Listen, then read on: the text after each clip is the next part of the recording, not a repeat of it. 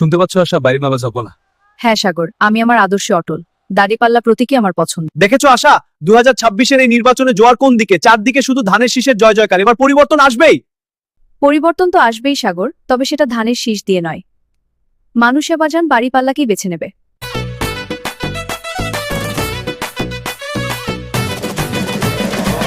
বুবুরে জিগাইছিলাম ভোটটা দিবেন কোনখানে,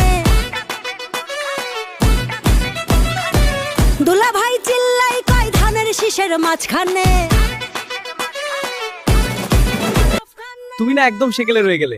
আধুনিক রাজনীতি যেদিকে নিয়ে তাকাও, ধানের শীষই এখন মানুষের ভরসা। সত্যি, রাজনীতি সেকেলে বা আধুনিক নয় সাগর, রাজনীতি হওয়া উচিত আদর্শের। আমি মনে করি দাড়িপাল্লায় সাম্য আর নীতির কথা বলে। আমার প্রার্থীর লিফলেটটা দেখো, উনি মহিলাদের জন্য অনেক কাজ করছেন, কিন্তু আমার প্রার্থী। সেটা হলো তো আবার শহরের উন্নয়নও চাই। এই প্রার্থীর শিক্ষাগত যোগ্যতা দেখেছে? হ্যাঁ, কিন্তু অভিজ্ঞতার দিক থেকে আমারটা এগিয়ে। সেটা ঠিক, কিন্তু উন্নয়নের পরিকল্পনাগুলো সেগুলোও ভালো।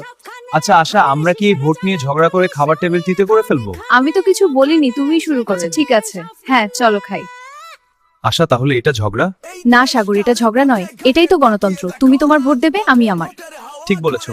আমাদের ঘরেই যদি আমরা ভিন্ন মতকে সম্মান না করি, আর তুমি দাড়িপাল্লায় দিত কারণ তোমার বিশ্বাস সেখানে। We did it. Yes, I am so proud of us. Let's go. শেষ পর্যন্ত দিয়ে দিলে তো দাড়িপাল্লায়? হ্যাঁ দিয়েছি। তুই? অবশ্যই, একদম শেষ মুহূর্তে। ভালো, অবশ্যই। আর তুমিও তো ধানের শীষেই। কিন্তু আমরা কিন্তু একসাথে ঘরেই ফিরছি, প্রতীক যার যার। দেশটা আমাদের সবার। একদম ঠিক। ভোট মানেই মারামারি বা বিভেদ নয়। এ দেশের বাংলাদেশ এটাই দেখুক যে ভিন্ন মতেই আমরা শান্তিতে থাকতে পারি। ভোট দিয়ে এলাম। হ্যাঁ, খুব ভালো লাগছে। এবার বাড়ি যাই। চলো। হ্যাঁ চল।